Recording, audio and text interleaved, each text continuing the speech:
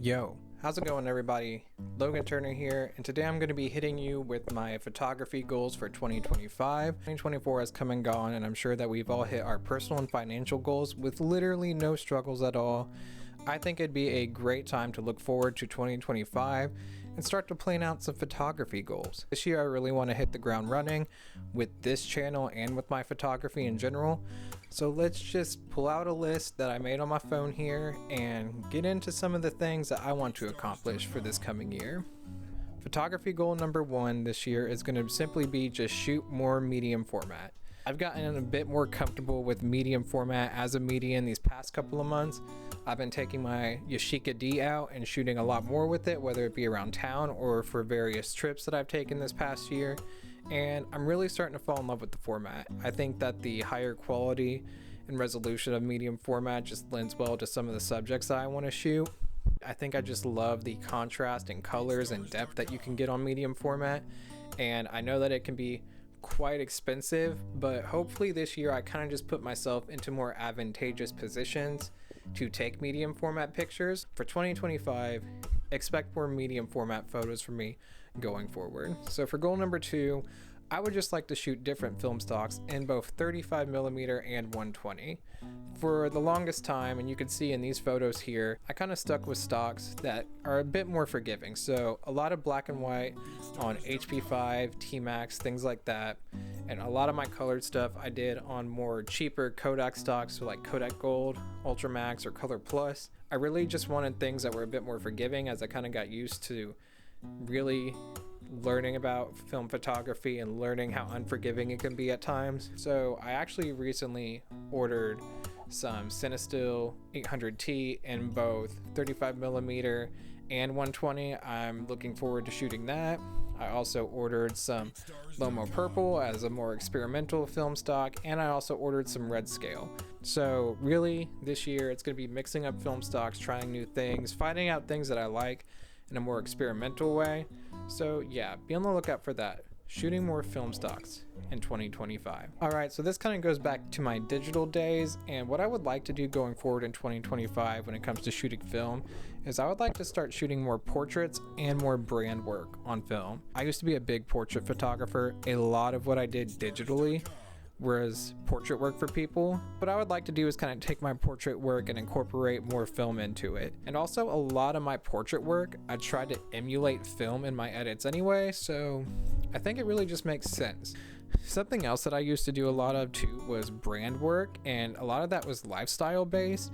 And again, a lot of what I did, I tried to emulate a film look for. So look out for more portrait and brand work on film in 2025. So for this next portion here, we're going to be talking about gear, and there are a couple of cameras and lenses that I'm going to be acquiring in 2025. Goal number one is going to be really to dial in on a medium format setup. As of right now, everything that I've shot on medium format has been with my Yashica D.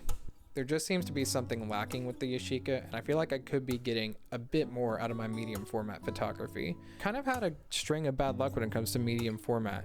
I've gotten a couple of cameras that have just straight up not worked or failed despite listers saying that they are in working order. I actually required a Mamiya RB67 a couple months ago.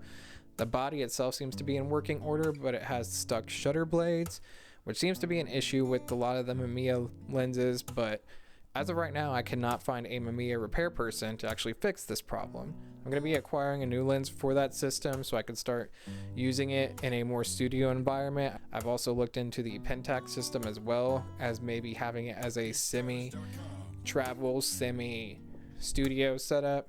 I know that those things can be pretty heavy and pretty costly, so I've gone back and forth on that. I've also looked into the Fuji systems a couple of times. I've looked into the Bronica systems a couple of times, and really I'm just trying to find a medium format setup that works for me, whether that be 6x6, 645, just trying to find something that can kind of balance what I want to do in my studio at home and what I want to do on the road eventually. And if you have any recommendations on medium format cameras or medium format systems that you think would help me and my goals into 2025, please let me know in the comments below. Something else that I would like to acquire this year is a good automatic 35mm camera. Right now, the only automatic camera that I have for 35 is a $3 Fuji cheap piece of junk point and shoot camera. Just seems to have a lot of focusing issues, spacing issues. It's just all around just not great quality. I'm pretty sure the lens on it might be some sort of plastic.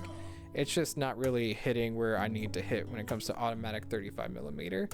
So I've been looking into some different point and shoot systems. I've been looking at the Contax G1, and if you have any recommendations when it comes to automatic 35mm cameras that are compact and you could travel with them and you could rely on them, please let me know. These last two goals are going to be more about this channel itself and where I see this going in the future. And this first one's pretty self-explanatory, and that's just to make more stuff. Whether that be more photos, more videos about me taking photos, or more videos about photography in general. I would really like to up the output of this channel going forward and kind of making this something that I devote more time to. To kind of piggyback off of that is I would like to kind of make this channel as much of my own as possible. As much as, you know, we all loved people with lo-fi beats and a very brightly lit room and cinematic shots to really accentuate where they're at in these grand travels that they're on. I want my videos to be more about photography, and I want them to be videos about doing photography as opposed to a video about photography. I don't know if that made any sense. Basically, I want the structures of these videos to be about me taking photos and what those photos look like and what I liked and disliked about them. Really what I would like to equate my videos to going forward is basically something that you would see from Thrasher or someone filming a skate part or something like that. So just very simple editing, fun music, fun sequences, and make it more about what's actually going on in the video as opposed to the video quality itself. But you know, instead of doing sick ollies and kickflips on this channel, we're going to be taking some sick photographic bangers. Well, that's it for me today, guys. I really appreciate you sticking around and enjoying some of these photo goals of mine that I have.